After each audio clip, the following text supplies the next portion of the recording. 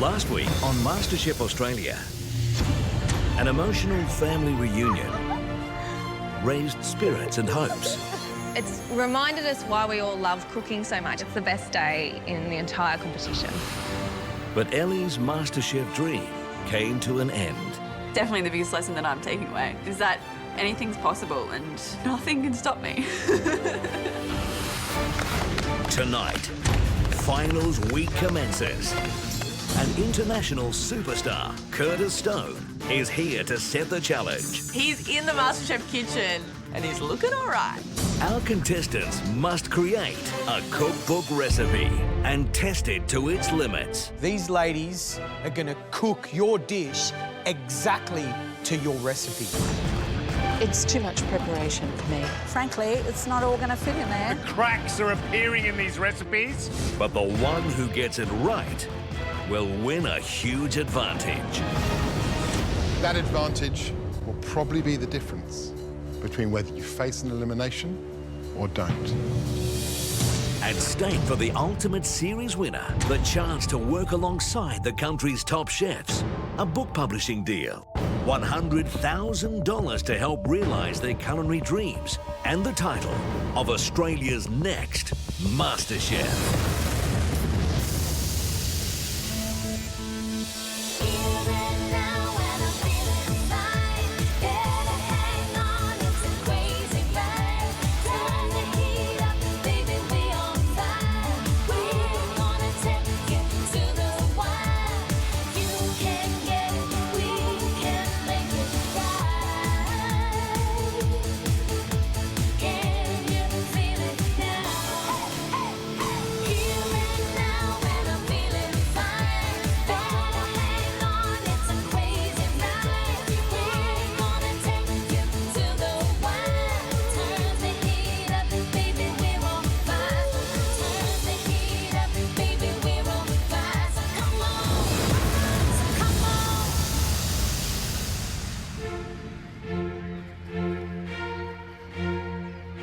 Today is the first day of finals week. By the end of this week, one of the four of us is going to be named Australia's next MasterChef. So it's head down, Taylor, and go for gold. I've become a much better cook since I've been in this competition, and I'm really hoping that finals week is another chance to show all of that. I do believe that I can win. I feel like if I remain focused and just cook from here and cook for myself, that I can get to the end. I've worked so hard over the last 3 months, you know, cooking and practicing and learning, and it's all built up to this 1 week. I'm just hoping I can use what I've learned to show how far I've come in this competition and that, you know, I'm a real contender. Bring it on and throw anything you've got at me.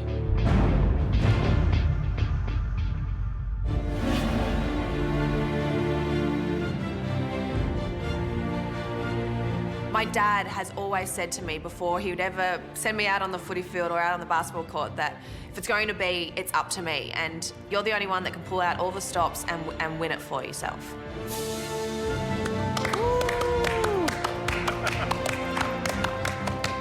From the moment we swing open that doors, I know this week is going to be different. Yeah! Walking down where the benches normally are, there's a sense of, oh, power. Wow, look at us strutting our stuff, walking up towards the judges. It feels strangely exhilarating. It's finals week. Come on, come on. Oh, congratulations.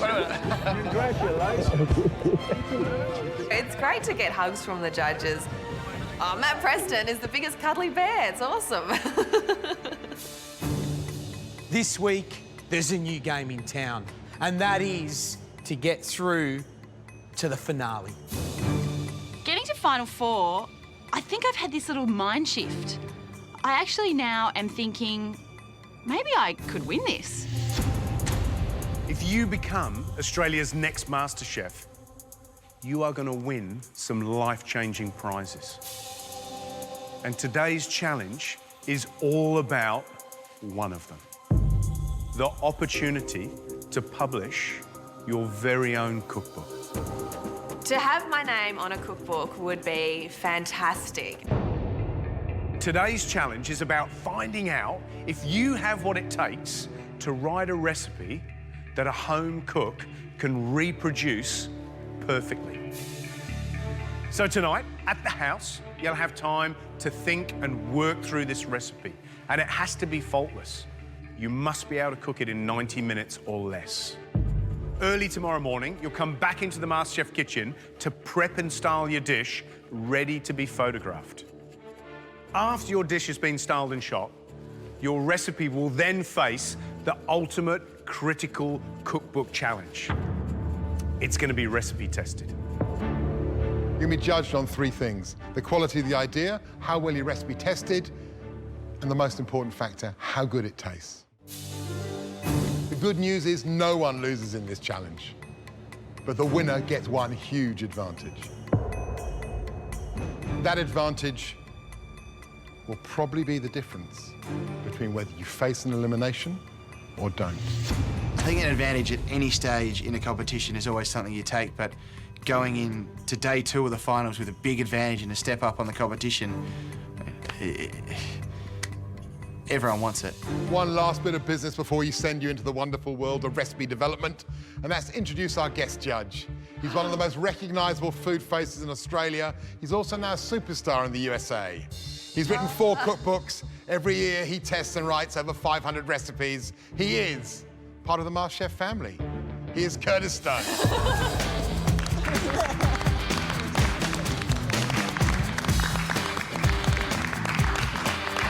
How's it going, guys? Hi, how you going? Curtis Stone, I can't believe my eyes. He's in the MasterChef kitchen and he's looking all right. Curtis, 500 recipes a year. You must have a real inside knowledge of how to develop a great recipe for a home cook. What advice can you give them? You have to be really specific when it comes to writing your recipe, developing your recipe, testing your recipe, and making sure that it makes sense for somebody else. It's bloody hard, guys. I wish I could stand here and tell you it was easy. This week is do or die. Forget about sleep. You'll sleep when you're dead. Worry about winning this competition, and it starts here right now. Make sure you use your time wisely. We're going to see you back here in the MasterChef kitchen tomorrow. Curtis, they're all yours. Let's go, guys. Lots of work to do. We can now head upstairs and discuss our recipe ideas with Curtis and get some feedback on what he thinks makes a good home cook recipe. I always think really successful recipes are very clear, very concise, and really to the point. You know, your promises must be sincere, okay? So if you say to someone, you can do this in 30 minutes, you've got to give a little bit of fat in that schedule to make sure that everyone's going to be able to achieve it. Curtis is so incredibly generous with his time and information. It really feels like he desperately wants us to succeed. If there was an ingredient, for example, like egg noodles, would you, if you're in our position, like actually make them or put them as buying them?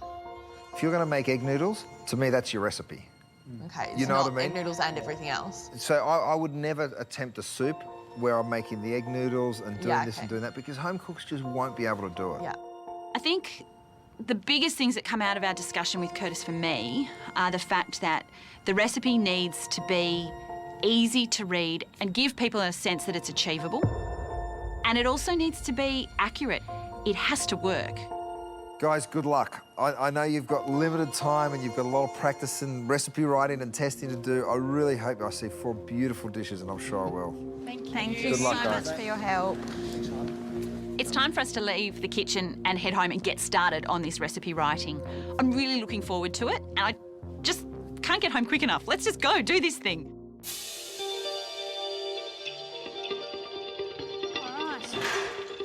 The test kitchen.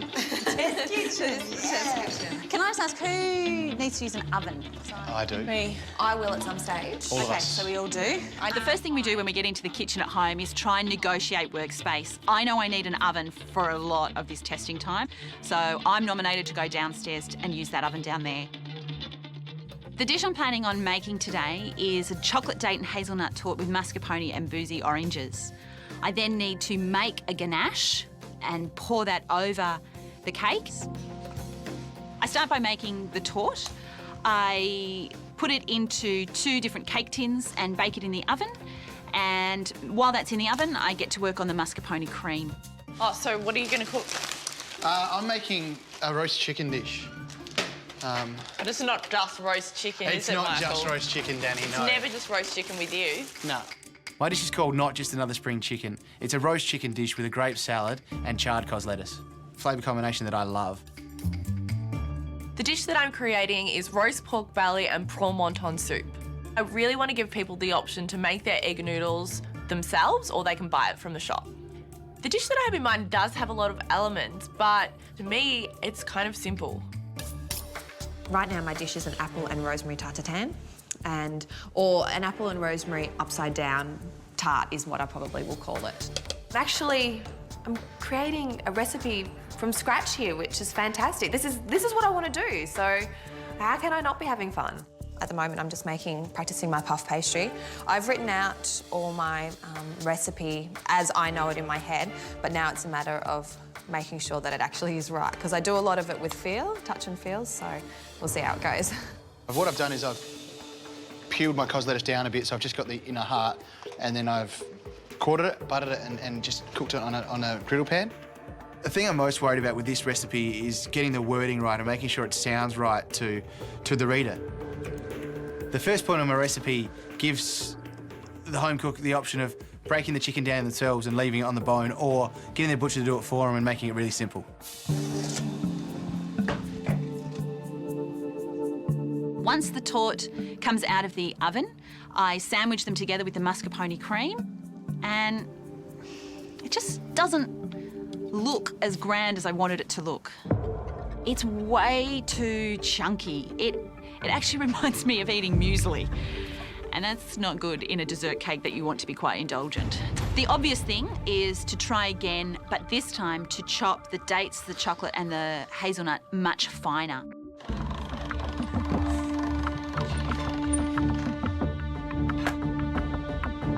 The first tart looks great. I'm extremely happy with it, and it looks nice on the plate. Yeah, I'm pretty happy with that. Hey, how you going? Good. I thought I'd bring this down just to show you. It looks beautiful. Yeah, It's beautiful. I love the look of that. Yeah. And it kind of messes with my mind a bit, because if she's made her first attempt that good, what on earth is her last attempt going to be like? And I'm starting to think I might be in for a long night here.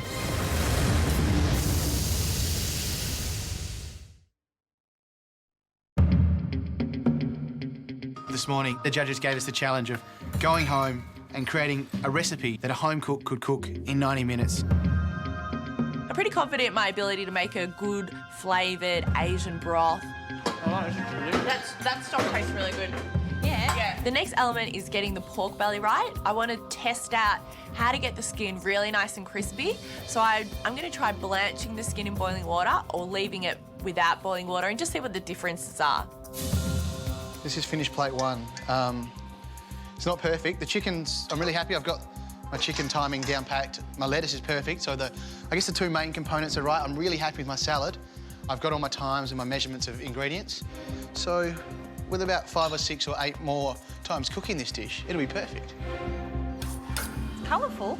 It's got good shine. My mind is just deteriorating at a rapid rate, seeing Michael's fantastic chicken and Alana's beautiful tartatan. And I'm really starting to lose confidence in the dish that I've got. Danny, what's that smell? Oh, shit! My first batch of pork belly hasn't gone so well, so I'm going to try another batch, but it takes about an hour and a half to cook. I'm really concerned about Danny's dish. I think it's got so many different elements to it. I think the home cook could definitely do it, but I'm concerned because it's only 90 minutes. With the third batch, I decide to go the opposite extreme and get more layers into this cake. I really want to try and avoid having to use multiple tins, because I know that the majority of cooks at home would not have multiple tins. So I've actually starting to turn it more into a meringue stack.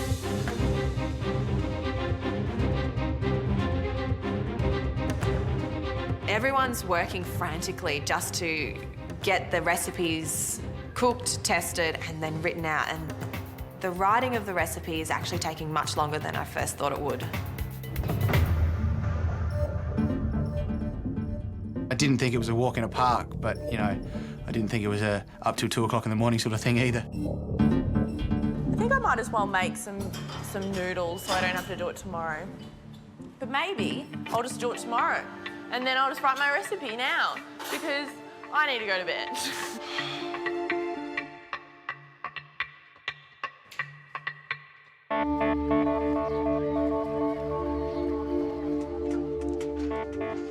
I only went to bed at 2 a.m. this morning and I have not had enough sleep to tackle this challenge today.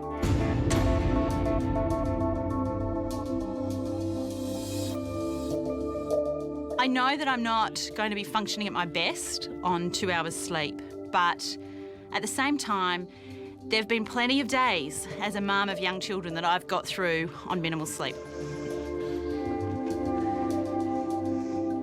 Well, welcome to the world of recipe development. Well, you've written your recipes. Now the next thing to do is to shoot those dishes for your recipe cards. And to help us with that, we've got Stuart Bryce. Looking forward to shooting the food today. One of the important things to remember is because it's for a recipe, don't get too fancy with the styling, because when someone cooks this food at home, it's got to match what you've got on your picture. Well, I see that you've got your ingredients, you've done some mise en place already. It's time to get those dishes up so Stewie and I can take pictures of them. Let's go. I can't wait to get into the photo shoot. This is what I want to do. This is what I want to learn about. Tell me what you're thinking first, just so I was thinking about serving it on that dark wooden one. Yep. Mate, I want it to look like it's an outdoor table, like, you know, okay, sitting outside with the mates. The styling room's amazing. It's so cool to be able to sort of wander around and grab a bit of wood to make it look like a table and different tea towels to look rustic like it would back at my house and none of them matching. And take your dish from, you know, a bit of food on a plate being photographed to a story, you know, on a cool old wooden table that looks like something people want to eat. Look, bang. There you go. Yeah, bang. Nice. You know, straight away.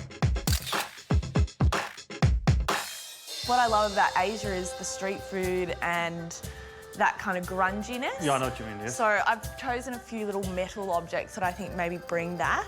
In my mind, I'm visualising lots of condiments and props and contrasting colours. But when the food starts being photographed, I realise that it looks better when it's close up and there's not a lot of room for props.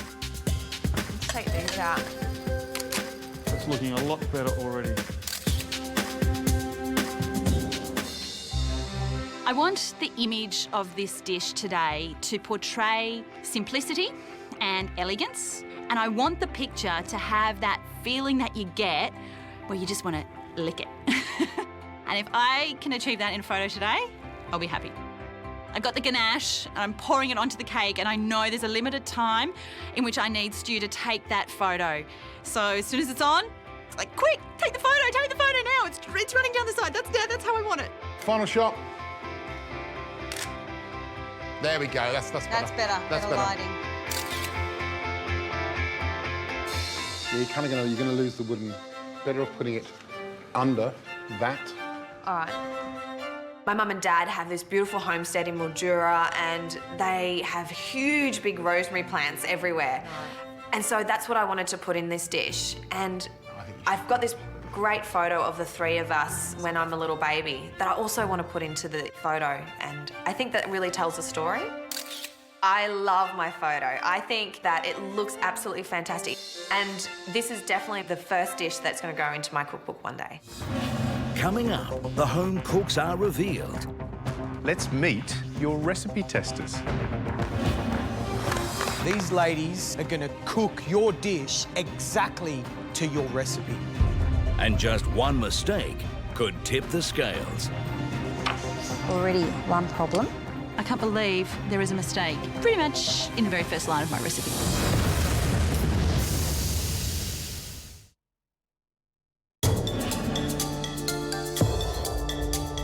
It's time for recipe testing. There's 8 benches. Maybe there's going to be 2 people each testing our recipes.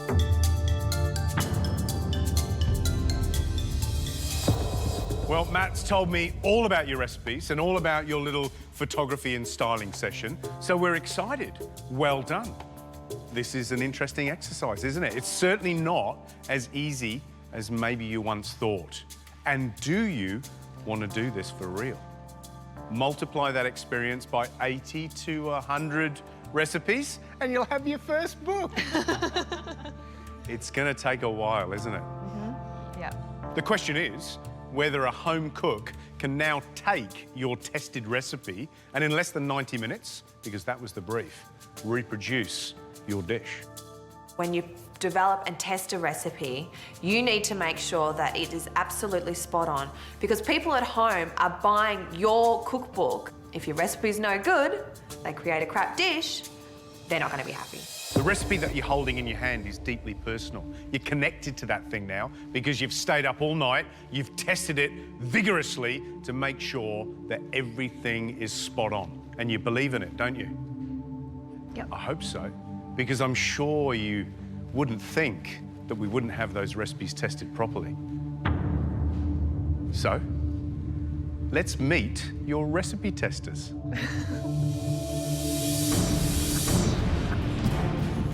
Walking through the door, we have 4 home cooks.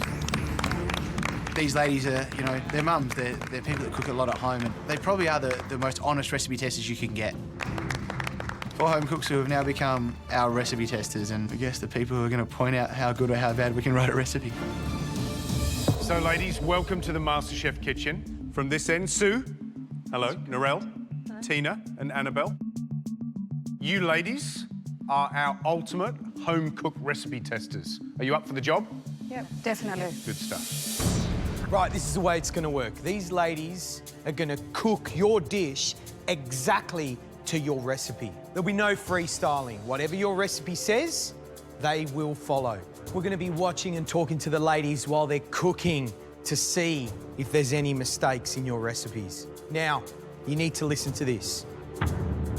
While the ladies are cooking, you are not allowed to offer any advice. You're not going to have any time anyway, because you're going to be cooking the dish yourself as well. Oh, this one.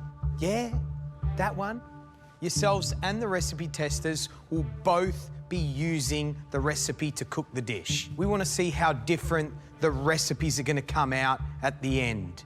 So both you guys who know your recipe and these guys here who have never seen your dish and are following your recipe step by step. If I've written anything wrong, it's going to be so painful. I'm just going to want to help. I'm really scared. Guys, this isn't easy. You've had to construct a recipe in less than a day, and you've had all night to test it, but it's still not a lot of time when you're very new to doing this. So it's a difficult task, and whether these guys can pull off your recipe or not, we're about to find out. Kate, your dish is going to be tested by Tina. Danny, your recipe is going to be tested by Annabelle. Alana, your recipe is going to be tested by Narelle. You me? Well, you're with Sue. Off you go. Sue, there's your recipe. Winning the advantage today going into tomorrow and the rest of the finals week, it's such massive momentum that can take you forward and propel you right to that last day, and that's where we all want to be, and to do that, winning today means everything. So your recipes must be complete in 90 minutes. And your time starts now.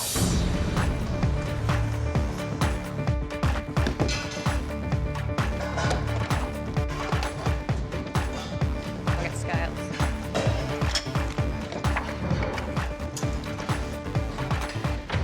Today I'm making a rosemary and apple upside down tart for Alana.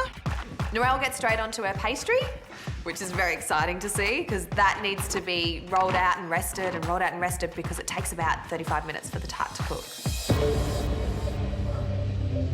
Making your own pastry.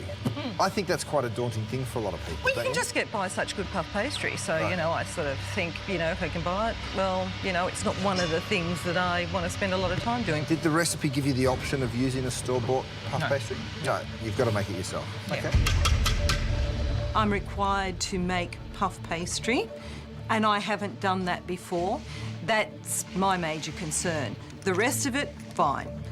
That part of it, not so comfortable with.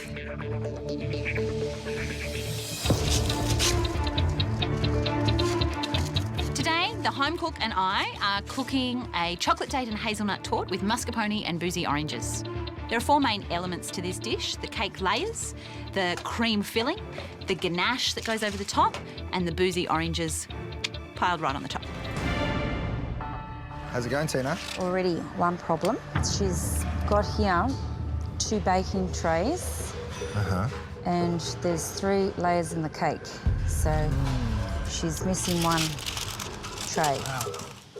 I've put on the recipe, prepare 2 trays, but it's not clear in the recipe that there needs to be 3 circles. So the way the recipe reads is there needs to be 2, 1 on each tray. I can't believe there is a mistake pretty much in the very first line of my recipe. Talk covering back and use some of the spray to help stick.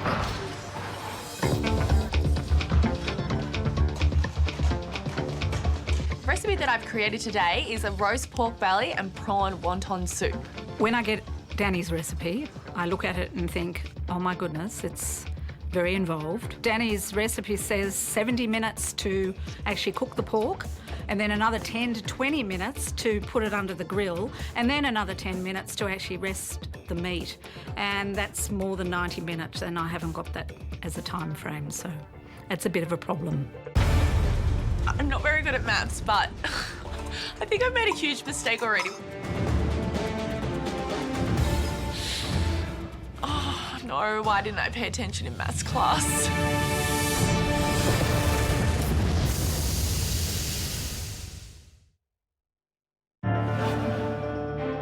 Today we have guest recipe testers. We'll be making our recipe in front of us. We're not allowed to give them any help. They have to achieve our dish within 90 minutes. So we're going to be up for a massive learning curve today. Danny's recipe says 70 minutes to actually cook the pork, and then another 10 to 20 minutes to put it under the grill, and then another 10 minutes to actually rest the meat. And that's more than 90 minutes, and I haven't got that as a time frame, so it's a bit of a problem. I read the recipe and I went, oh, you've set yourself up for a fall here. It's very long. I know. And you've got a 90-minute challenge and the pork actually takes 90 minutes to cook. The only thing I noticed about this recipe is that there's so much to read, so many ingredients. Yeah. You've got to make wontons, you've got to make noodles, you've got to make a filling, you've got to roast the pork, you've got to make stock. I think it's just too hard.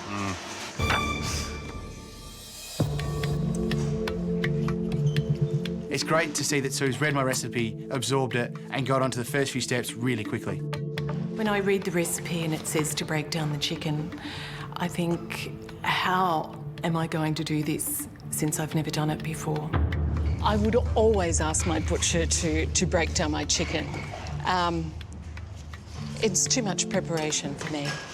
To her credit, Sue's giving breaking the chicken down a go, and she's done well with the legs and got them off fine, but the breast is another story, and I think she's really struggling with that. And maybe I haven't explained it quite well enough, or maybe Sue's, like most home cooks, to get their butcher to do the butchering for them. See, what you've done is removed... removed the bone. Yeah, you've removed the bone. What does it say here? Break down into legs and breast. Oh, still on the bone. Still on the bone. You've actually taken it off and... It looked pretty awful much on the bone. Thankfully, George came along with Curtis, and after my very poor attempt at breaking down the chicken, George took over as my butcher, and he came to my rescue. There you have it. So there's... Thank you. Your 2 legs, and there's your 2 breasts, all right? Thank you, Doc. Thank you.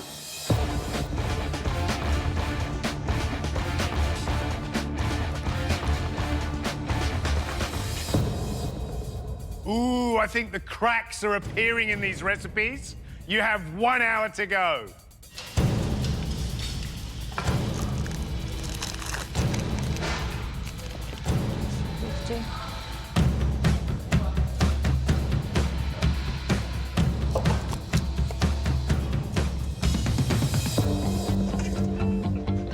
The trick with rough puff pastry is the folding technique that you need to create the layers, and also making sure that that butter doesn't get incorporated too much into the flour. Otherwise, you won't get the puffiness. I think I've got the right consistency.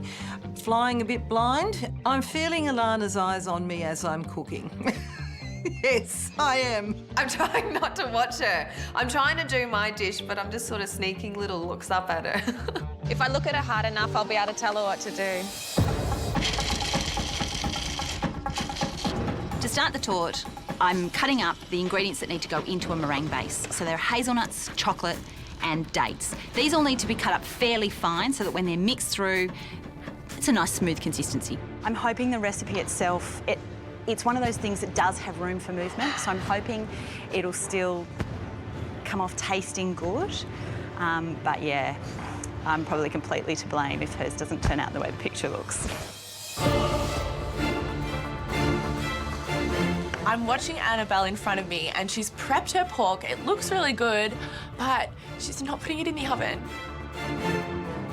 I really, really, really just want to tell Annabelle to put her pork in or else it's not going to be cooked in time. And I can't say anything, but I'm so frustrated right now.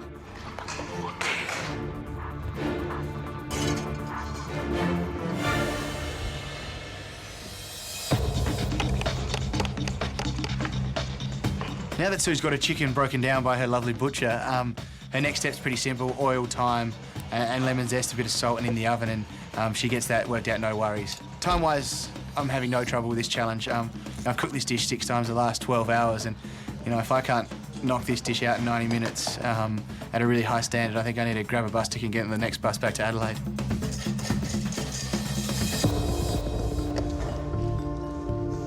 This is the first time ever on MasterChef that we've asked the contestants to write a recipe and then have it tested for something that we're going to cookbook. And it just shows how hard it is, how easy it is to make mistakes. Tina's cooking Kate's dish, and it says to take 2 trays, but right at the end of the recipe, you need 3 trays of the actual... Of the torte. OK, so how does that work? Well, you know what she's done, don't you? She actually, when she did the recipe last night, she managed to get 2 of the tortes on 1 tray. It was only this morning when she was shooting it that she realised that probably that wasn't the way to go, but she didn't adjust the recipe. As soon as you start testing and editing and adjusting, it's easy to leave things out. You lose track. You do. You lose track. So the question is, I suppose, we're going to get a 3-layer torte or a 2-layer torte?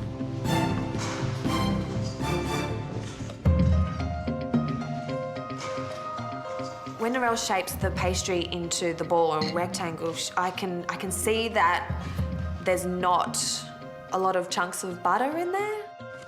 Making this puff pastry is challenging because there is so much butter in it. You've got equal parts flour and butter. It's a lot of butter. Warm hands, it can go wrong. I'm a bit unsure as to how much I have to work the pastry. I'm, you know, doing what the recipe tells me to do and hoping against hope that it works out.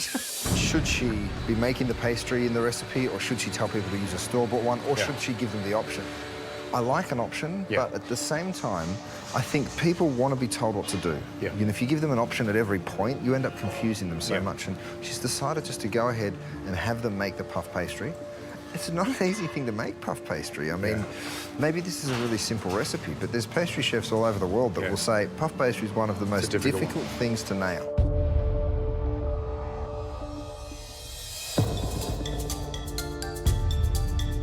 These recipes are set in stone.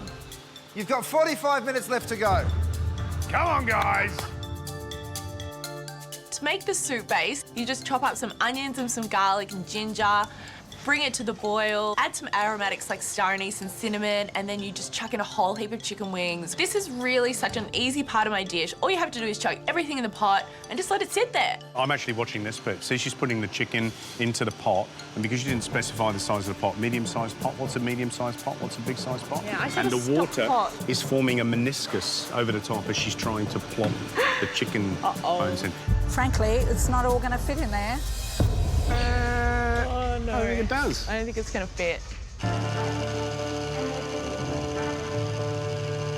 Kate's recipe has so far failed to mention that you need 3 trays. It's asking me to split the mixture into 3. Well, I've only been able to make 2, so I've had to leave a third of the mixture out.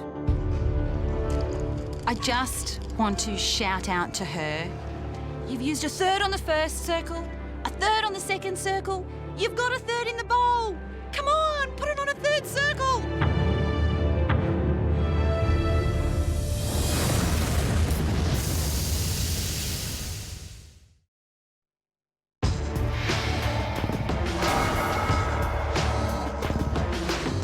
I can see Tina putting a third of the mixture onto the first circle, a third of the mixture onto the second circle, and she's got a third of the mixture left in the bowl. And I'm thinking, come on, just put that third one onto a third circle. It makes sense, doesn't it make sense?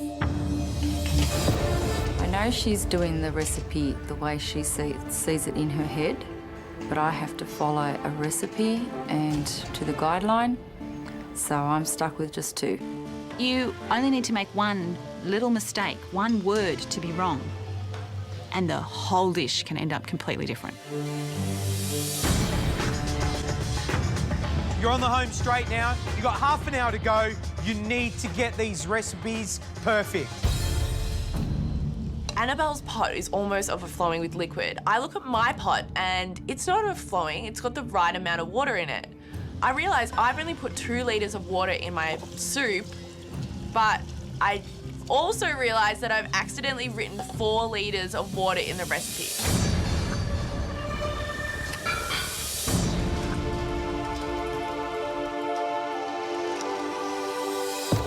I think Sue's keeping great pace. For Sue to just pick it up, look at it for the first time and be doing as well as she is, you know, gives me a lot of faith in her, but also a lot of faith in my recipe. It must be making sense, and I'm sure now she's going to get this done. To make the apples in the caramel, I caramelise some sugar with a little bit of water, add some aromatics like the rosemary and the vanilla, and put my sliced pieces of apple in there. Once the apples, they're now in the pan and sitting, waiting for me to roll the pastry. Oh, man. I put in the recipe to use a 29-centimetre fry pan. She's using about a 40-centimetre fry pan. If she uses this fry pan, there's not going to be enough caramel to cover the base of the fry pan. Also, the pastry is not going to roll out big enough to go over the entire fry pan. This is an absolute disaster.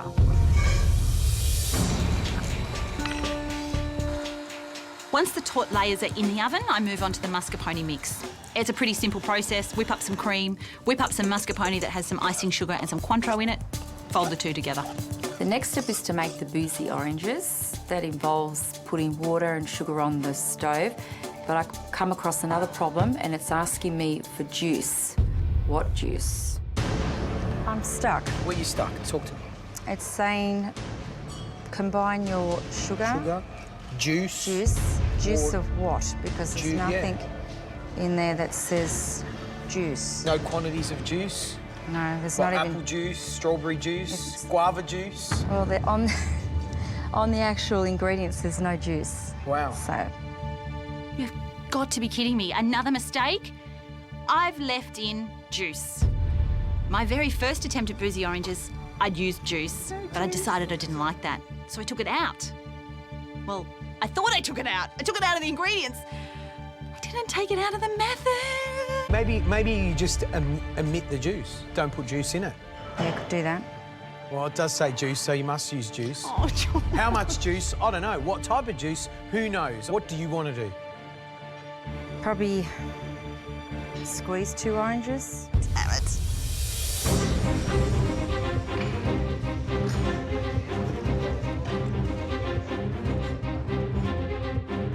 Amongst the joy of having your recipes tested, there's a serious side. You want to win it?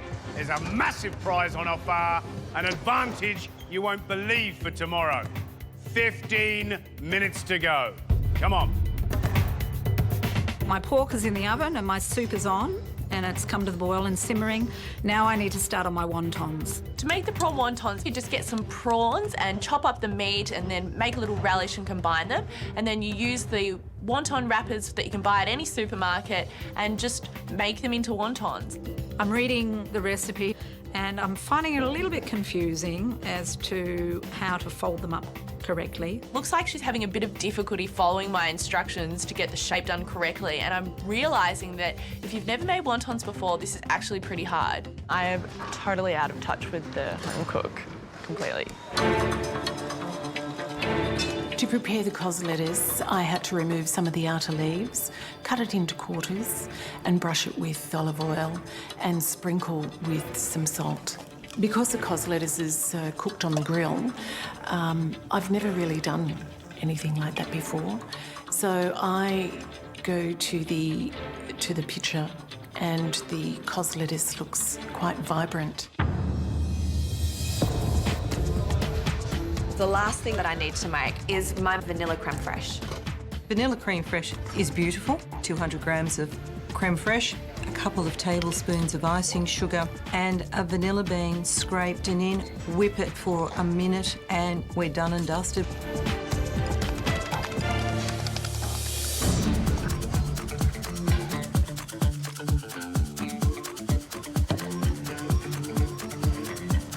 I'm feeling pretty frantic at this stage. My pork belly's still in the oven. I have to get my noodles on. I have to cook my wontons, and then I have to plate it all up and take my pork belly out of the oven, cut it up, slice it up, let it rest, and pull it all together and plate it up. I'm up to assembling my cake, so I've got each layer, filling it with mascarpone before the next layer, another layer of mascarpone, next layer, and I can see that Tina is up to putting her orange pieces into her boozy syrup with juice. Just really wish Tina could hurry up a little bit.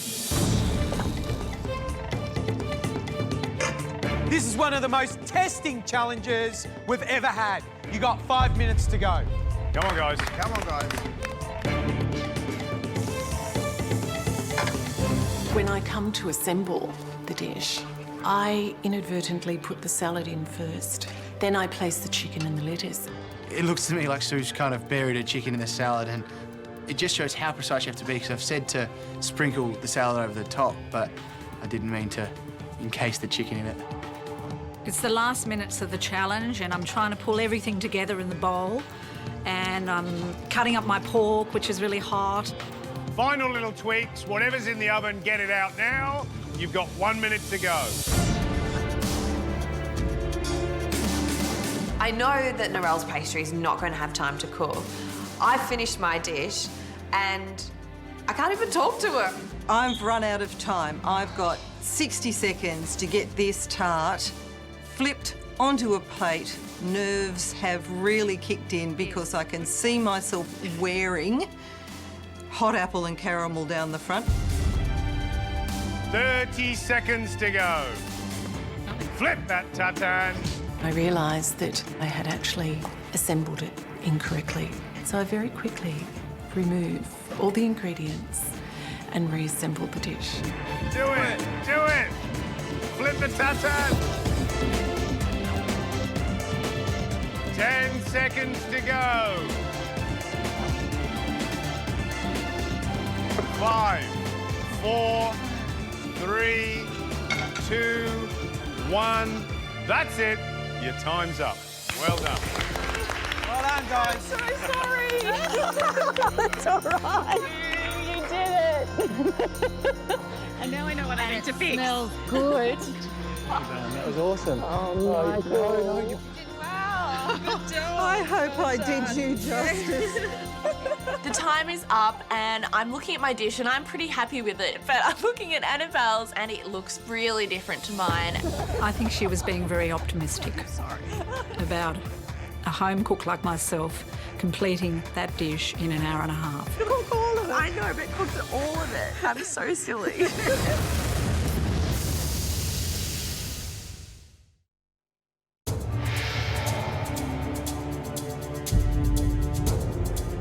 We asked you to come up with your own recipe, a recipe that could be cooked within 90 minutes in a home kitchen.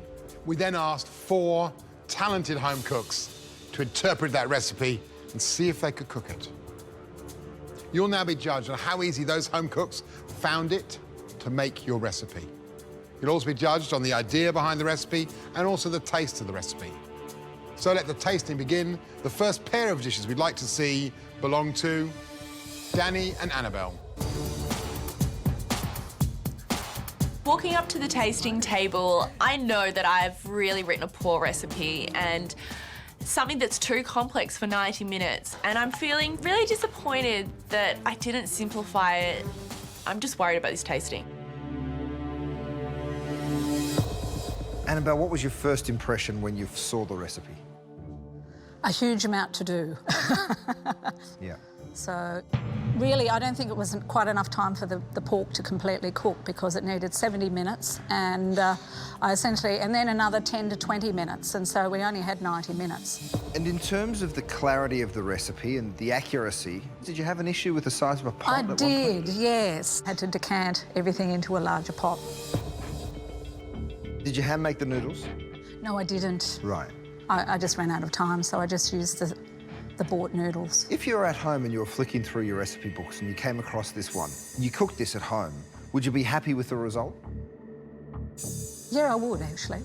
Yeah, yeah. It turned out really well, I think, in the end. Yep. So the moment of truth.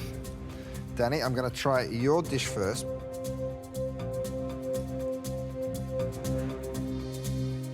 Oh, it's a really nice flavoured broth. I really like it.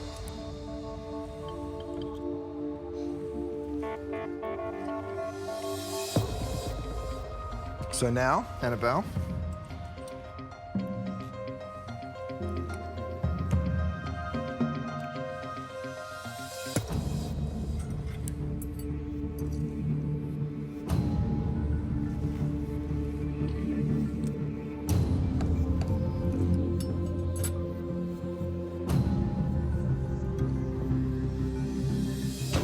Okay. I've got to say, the two soups are quite different. Danny, the one that you've made is got these beautiful Asian flavours. And then, Annabelle, this has not got the same flavour. It almost tastes like maybe this one was missing a couple of ingredients. It was my fault. It's not Annabelle's. I accidentally wrote the wrong measurement in the recipe. I was supposed to write 2 litres of water, not 4. 2 litres less of water. And so that's why the pot didn't work as well. That's why the pot didn't fit in the pot. Ah. Okay, so that's turned a delicious flavoured broth into something that's a little bit pedestrian. Danny, I think the recipe's delicious. The recipe writing lacks somewhat because we haven't been able to interpret it exactly how you wanted it. But all in all, I like the dish. Great. I'm excited now. Excited.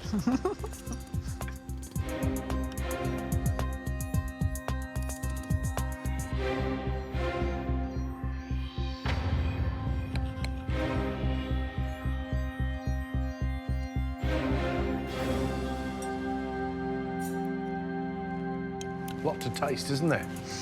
A lot to taste.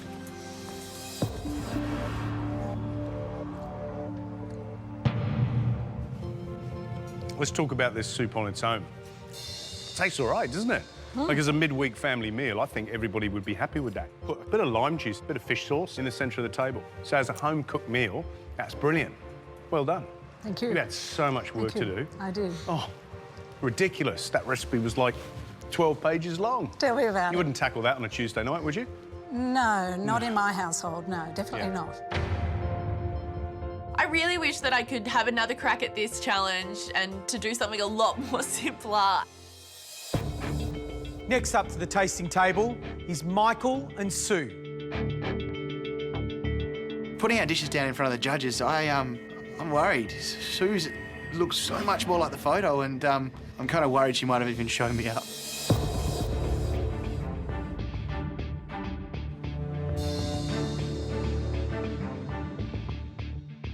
Wow, I definitely see a colour tone difference. It's all my fault. The way I wanted it to look is nice and charred and really beautifully smoky charred lettuce, but in my photo, I was trying, I think, too hard to make it look vibrant and bright. I didn't think of then how it would translate onto the plate. I think Sue's done an amazing job making it look pretty similar to how it looks in my photo. I think that one looks prettier and more fresh and more vibrant, but the flavours that I wanted to come across are more present in the dish that I've served up, but it doesn't look as good. Sue, tell us how'd you go with the recipe today? I enjoyed the recipe. It looks so lovely and colourful. I can't wait to tuck in. Was it concise enough? Apart from the breaking down of the bird, you struggled with that. Absolutely. Luckily enough, it did say, you know, get your butcher to do it. Exactly, and that's what I thought was really good. I think all in all, I think the recipe was very easy to follow. And it certainly, you know, the little bits that I've tasted, it tastes wonderful. Would you buy Michael's book? Absolutely, if it's full of those recipes. Taste.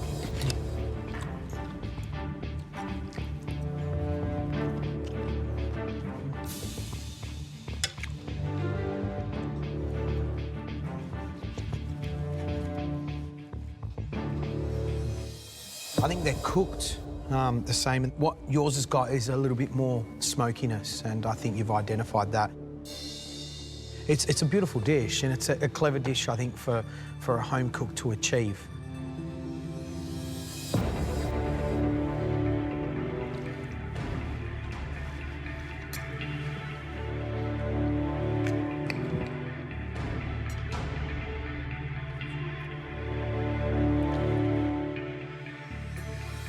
If this is an immunity challenge, you were the celebrity chef, Michael. On the basis of these two dishes, Sue be going home with the immunity pin. There you go.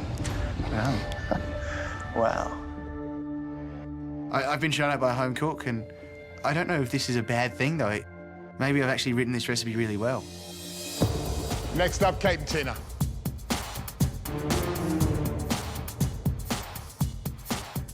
No matter what the outcome is of today, I feel really privileged to have had Tina come in, cook my recipe, and really follow it to a T and do a really good job of it.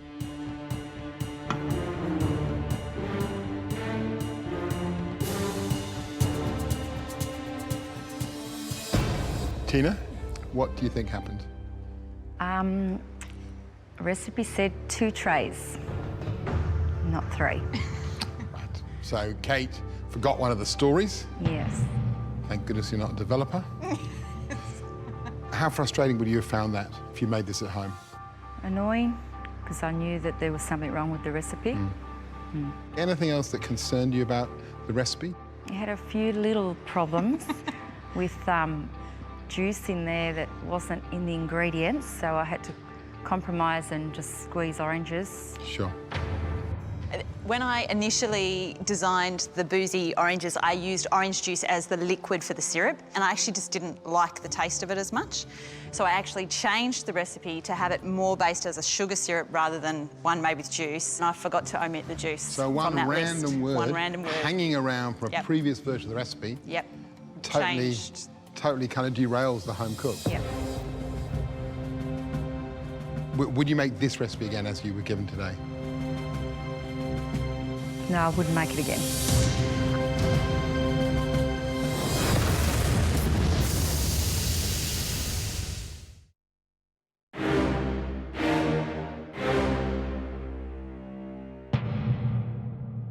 Tina, would you make this recipe again as you were given today?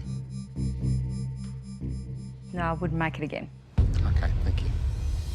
Okay, let's look at yours and then we'll look at Tina's.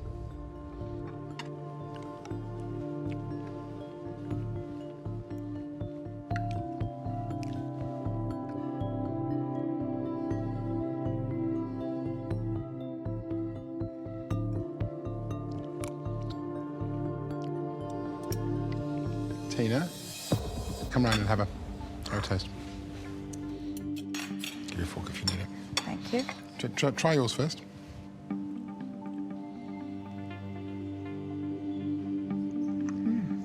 It's pretty good, huh? You done a good job. Now have a taste of how it could have been if you'd had all 3 layers. Okay.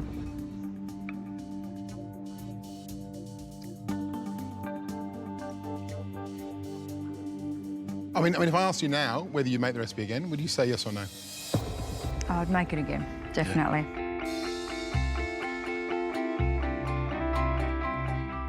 It's a lovely indulgent recipe, and I think it looks spectacular. I love the way both of these glisten, and I think if you'd got the 3rd layer on here, you would put that on the table with your family, and everyone would go, wow, and you'd feel like that was 90 minutes well spent.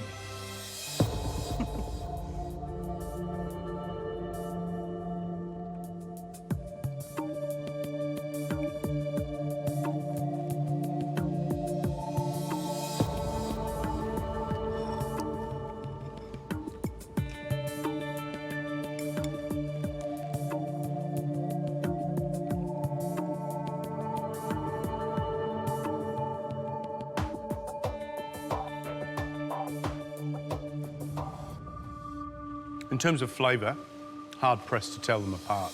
They've both got that lovely sort of chocolatey, hazelnutty, meringue sort of crunch, and then those fresh oranges just to, you know, make you feel like you haven't just eaten like 1,000 calories. It's a shame about that third layer, because that little mistake in the recipe has made all the difference from a wow kind of dessert to a that's nice. But flavour-wise, both absolutely spot on. There's certainly a real sense of contentment that, yeah, I've made a mistake in this recipe, but on the whole, it worked. And she's helped me to see that. And finally, Alana and Narelle. Whatever the outcome is today, I am so proud of Narelle for getting that dish done, for putting herself under so much pressure in this kitchen and producing something that it looks really yummy. There's a difference, isn't there? There's a fair bit of difference. The first one I noticed is different size pan. It was me. I was just using my own visual to think, oh, that must be a 29 centimetre, So roughly it's a a bigger foot. size. Yeah, so it was my wrong judgment. Interesting. Narelle, how did you find the recipe? I love the recipe. I haven't made my own puff pastry, however, before. That was challenging. Is this a recipe that you would make again? Are you happy with the outcome? Oh, yeah. Yeah, And you I like it? want to perfect your puff pastry. So I tasted it and it was lovely. Do you think it's not so much the recipe, but the fact that you just need to touch and feel that puff pastry recipe a few times to get Absolutely. it spot on? Absolutely. Take some practice? Yep.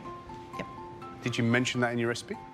No, and I probably should have, because that's probably something that I did when I was trying to, you know, practice a rough puff, and it probably took me a couple of goes to actually get the idea of what it was supposed to feel like. Alana, are you happy with what Narelle put up? I watched Narelle make the puff pastry and I thought she did a great job. We taste? I'm just going to go for the high side on this one, because it looks great.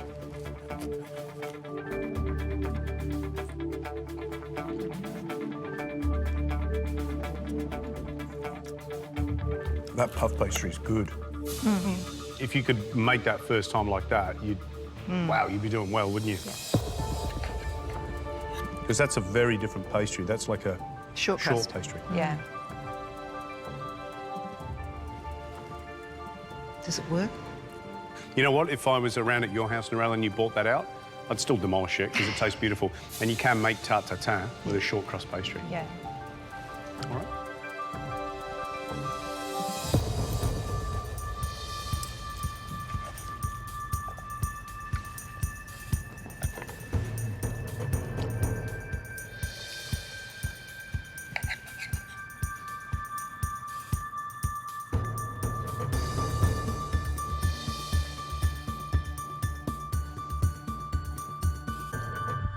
Good. I love it. Well done. I think this is a great recipe, Alana, and I love the fact that you make people make pastry at home.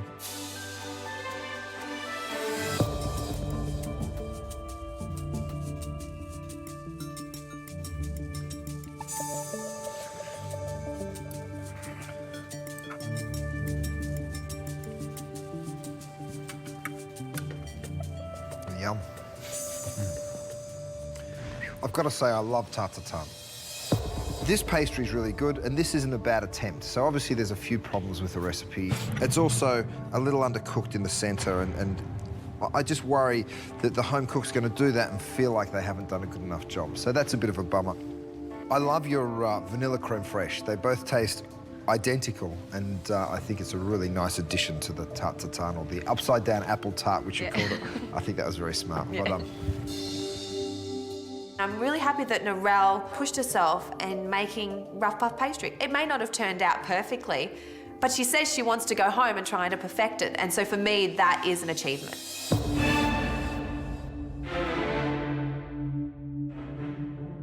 There were 3 things that we judged you on: idea, taste, and the opinions of your recipe tester. Kate, a glamorous-looking dessert with indulgent flavours, but 2 wrong words in your recipe confused your tester and resulted in a slightly less impressive dish. Danny, you gave us a broth full of delicious flavours, but an error in the quantity of water on your recipe meant that your tester's version of your dish was diluted and didn't have the same punch as yours. Alana, the addition of rosemary to this classic French dessert was an inspired idea. And challenging the home cook to make their own rough puff pastry was also brilliant. However, it was really hard for your recipe tester to deliver the same puff that you achieved. Michael, you created a great recipe that was easy for your recipe tester to follow, and the flavours were lovely and juicy. But when it came to the two dishes hitting the table, you failed to match your intention with what was achieved by the picture and by the recipe. Curtis? And the winner of the cookbook challenge is...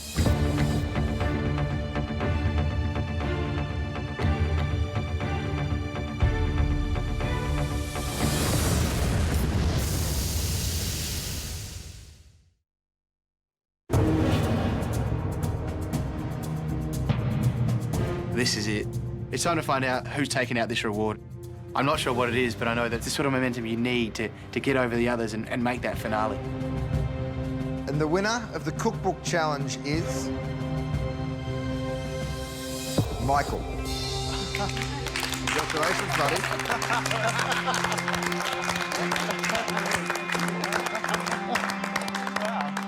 Mate, it's gutsy to take on a dish like that, especially when you're writing it for the home cook. But you kept the rest of the dish with enough simplicity that a home cook could understand it, maybe even slightly improve it. Yeah, So well done, Michael. Really great job. Cheers. Thank you. To thank Sue, she did a great job, and definitely pointed out things that I can improve. And I think if I ever do get a cookbook deal, I might have to ring her up and get her to test a few more dishes. It's good. Thank you. Michael, you have won a massive advantage going into tomorrow's challenge. Ladies, thank you so much for coming into the MasterChef kitchen and testing the recipes of our contestants. You may leave. Michael, you'll be staying behind. Everyone else, thank you so much. I guess I've started my finals week in the perfect fashion. I've had a smashing first day, and because of that, I've got a reward, an advantage, and you couldn't ask for a better start to what's going to be a great week. Michael, the information you're about to be given today, if used wisely, could take you all the way to the final two. Cool. In the pantry, you will find the dish that all of you will be cooking tomorrow, and you'll be given the recipe to that dish to study overnight. This is a huge advantage. Having such a great advantage going into tomorrow means that I have to win, you know, there's no other option. Michael, your prize awaits in the pantry. There's someone special in there. Give them our regards. Thank you, guys. My advantage is waiting in the pantry. It's interesting. I wonder what it will be. Oh my God, I see Maggie Beer. Maggie. Hello. Michael. How are you? Oh, I'm fantastic. What about you? I'm well, I'm really well. It's always lovely to see a real welcoming smile, and I don't think you find many more welcoming than Maggie. Come on round, and it's going to be hard. There are lots of different components, so shall we have a look? Yeah, I think so.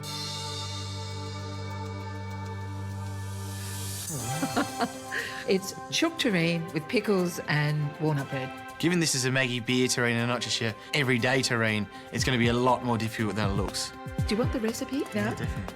There is your challenge, that you have that amazing advantage considering the small components to it. I feel really privileged to be in the pantry with her now, to be able to look through her dish. The skin of the chook is the casing. Yeah. The most difficult is getting that skin off without piercing the skin at all. One of your other advantages, you get to taste it first.